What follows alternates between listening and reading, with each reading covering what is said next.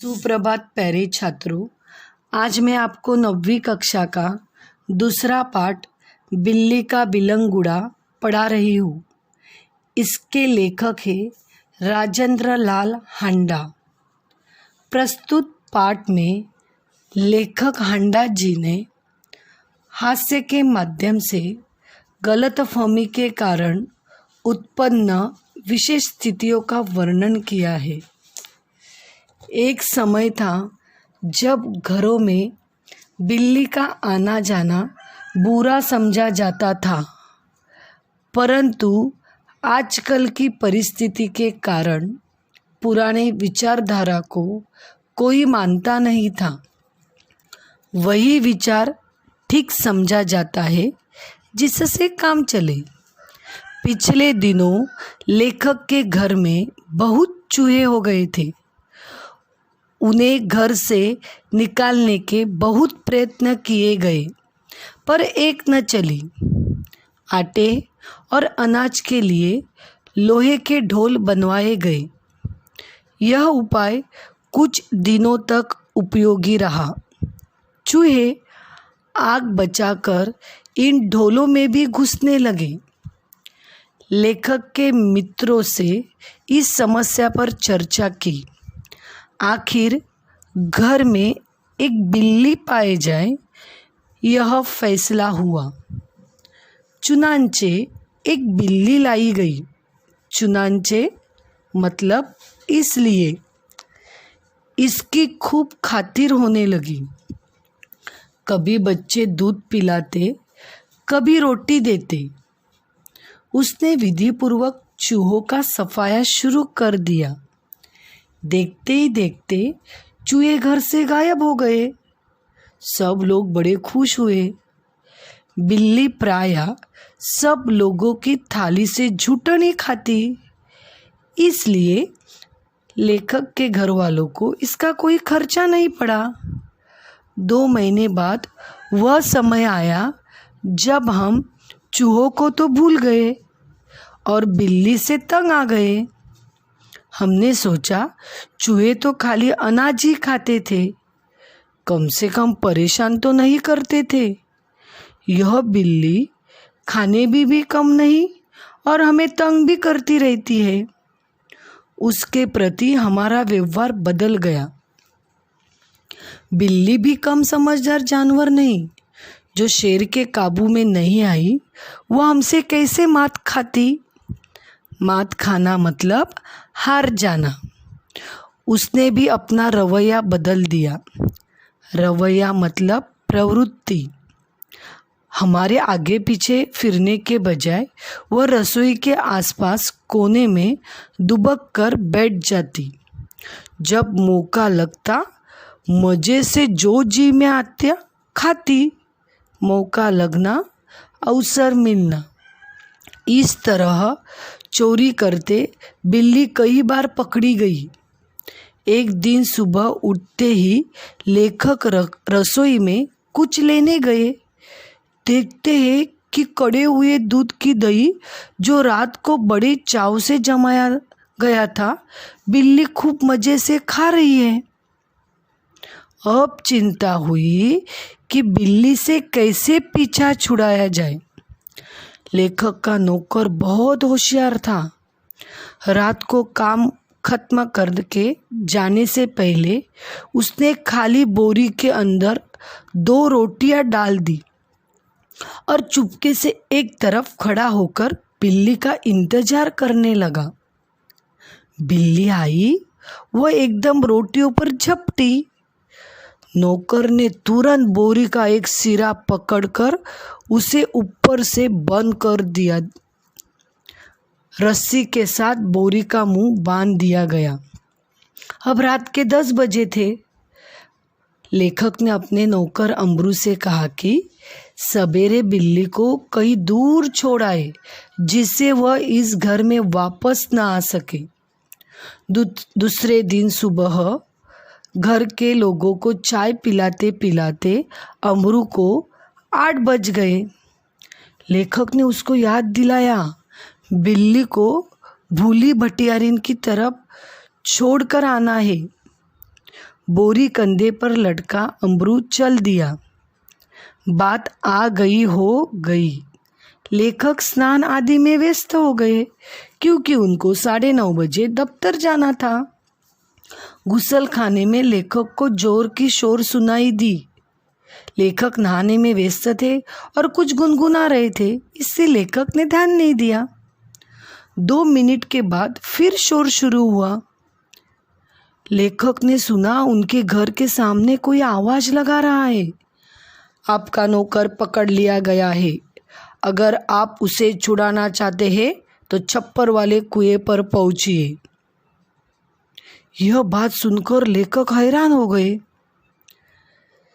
शायद अमरू किसी की साइकिल से टकरा गया हो, शायद साइकिल वाले का कुछ नुकसान हो गया हो और उसने अमरू को धर पकड़ा हो। रही आदमी इकट्ठा होने की बात, यह काम दिल्ली में मुश्किल नहीं और फिर करोल बाग में तो बहुत आसान है, जहाँ सैकड़ों आदमियों को पता ही नहीं कि वे किधर जाए और क्या करे। खैर, उधर जा ही रहा था तो रास्ते में बोरी लटकाए अमरू आता हुआ दिखाई दिया। वह खूब खिलखिलाकर हंस रहा था। उसे डांटते हुए स्वर में लेखक ने पूछा, अरे क्या बात हुई? तूने आज सुबह ही सुबह क्या गड़बड़ की जो इतना शोर मचा और मोहल्ले के लोग तुम्हें मारने को दौड़े? अमरू को कुछ कहना ही नहीं पड़ा। उसके पीछे कुछ आदमी आ रहे थे। उन्होंने लेखक को सारा मामला समझा दिया। बात यह हुई कि जैसे अमरू कंधे पर बोरी लटकाए बिल्ली को बाहर छोड़ने जा रहा था, कुछ लोगों को शक हुआ कि बोरी में बच्चा है। 2 आदमी चुपके चुपके उसके पीछे हो लिए। उन्होंने देखा कि बोरी अंदर से हिल रही है। बस उन्हें विश्वास हो गया कि इस बदमाश ने किसी के बच्चे को पकड़ा है। अमरू स्वभाव से अल्पभाषी है, कुछ मस्करा भी है। अल्पभाषी मतलब कम बोलने वाला, मस्करा मतलब हंसने वाला। वह चुप रहा। देखते देखते 50 आदमी इकट्ठा हो गए। उनमें से एक चिल्लाकर कहने लगा, घेर लो इस आदमी को। यह बदमाश उसी गिरोह में से है जिसका काम बच्चे पकड़ना है। गिरोह मतलब समूह। उस जगह से पुलिस थाना भी कुछ दूर नहीं था। एक आदमी लपक कर थाने गया और वहाँ से थानेदार और एक सिपाही को बुला लाया। थानेदार को देखते ही एक उत्साही दर्शक अपने कुर्ते की बाहें ऊपर चढ़ाते हुए बोला, दरोगा जी, ऐसा नहीं हो सकता कि आप इस बदमाश को चुपचाप यहाँ से ले जाए और कानूनी कार्रवाई की आड़ में इसे हवालात के मज़े लेने दे। पहले इसकी जी भर के मरम्मत होगी। गजब नहीं है कि भरे मोहल्ले से बच्चे उठा लिए जाए। 2-3 हुए पास वाली गली से एक बच्चा गुम हो गया। देवनगर से तो कई बच्चे उठाए जा चुके हैं।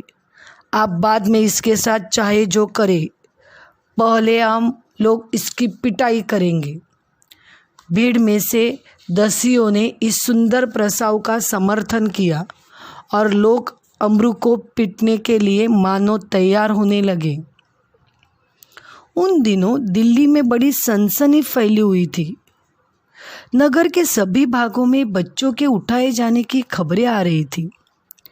1-2 बार पत्रों में यह छपा कि जमुना के पुल पर कुछ आदमी पकड़े गए जिन्होंने बोरियों में बच्चे बंद किए हुए थे। स्कूलों से बच्चे बहुत सावधानी से लाए जाते थे। पार्कों में और बाहर गलियों में बच्चों का खेलना कूदना बंद हो चुका था। दिल्ली नगर पालिका और संसद में इसी विषय पर अनेक सवाल जवाब हो चुके थे। इसलिए इस मामले में राजधानी के सभी नागरिकों को दिलचस्पी थी। दिलचस्पी मीन्स रुचि। आश्चर्य इस बात का नहीं था कि लोगों ने अमरू पर संदेह क्यों किया, बल्कि इस बात का था कि उन्होंने अभी तक उसकी मार पिटाई शुरू क्यों नहीं कर दी। वातावरण में सनसनी और तनाव की कमी न थी। तनाव मतलब दबाव। अब थानेदार और पुलिस का सिपाही वहाँ न होते तो अब तक अमरू पर भीड़ टूट पड़ी होती। थानेदार ने आते ही अमरू की कलाई पकड़ ली और पूछा, बोल, यह बच्चा तूने कहाँ से उठाया है और इसे तू कहाँ ले जा रहा है? बता, कहाँ है और तेरे साथी? आज सबका सुराग लगा कर ही हटूंगा। अमरू अब तक दिल में हंस रहा था, मगर थानेदार की धमकियों से कुछ घबरा गया। दबी आवाज़ में वह थानेदार से बोला, सरकार, मैंने किसी का बच्चा नहीं उठाया, ना मैं बदमाश हूँ, मैं तो एक भले घर का नौकर हूँ। रोटी चौका करता हूँ और अपना पेट पालता हूँ। जो आदमी थानेदार को बुला के लाया था क्रोध में आकर बोला, क्यों बकता है बे? दरोगा जी, ये ऐसे नहीं मानेगा, 2-4 बेत रसीद दीजिए। दरोगा ने बगल से निकालकर बेत अपने हाथ में ली थी कि अमरू नम्रतापूर्वक झुका और बोला, नम्रतापूर्वक मतलब उदारता से, सरकार, आप जितना चाहे मुझे पीट ले, पहले ये तो देख लीजिए कि इस बोरी में है क्या। हुक्म हो तो चलिए थाने। यद्यपि थानेदार इस बात पर राजी हो गए थे, पर भीड़ कम मानने वाली थी। लोग चिल्ला उठे, हरगिज़ नहीं, ऐसा कभी नहीं होगा, हम सब इस आदमी की बदमाशी के गवाही है, मामला कभी दबने नहीं देंगे। थानेदार डर गए कि उनकी नीयत पर लोगों को शक हो रहा है। उन्होंने अमरूद से कहा, अच्छा, बोरी को नीचे रखो, इसका मुंह खोलो। अमरू शांतिपूर्वक नीचे बैठ गया और धीरे से उसने बोरी का मुंह खोल दिया। जैसे ही बोरी का मुंह खोला, बिल्ली का बिलंगुड़ा छलांगे मारता हुआ एक तरफ भाग गया और लोग देखते ही रह गए। थानेदार की भी समझ में न आया कि अब क्या करे।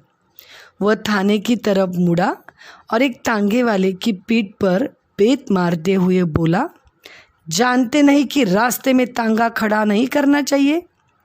इस प्रकार अपनी जेब मिटाने का यत्न करते हुए दरोगा जी चले गए और अमरू हंसता हुआ घर वापस आया। जेब मतलब शर्म। इस प्रकार इस पाठ से हमें यह सीख मिलती है कि कोई भी काम सोच समझकर करना चाहिए। धन्यवाद।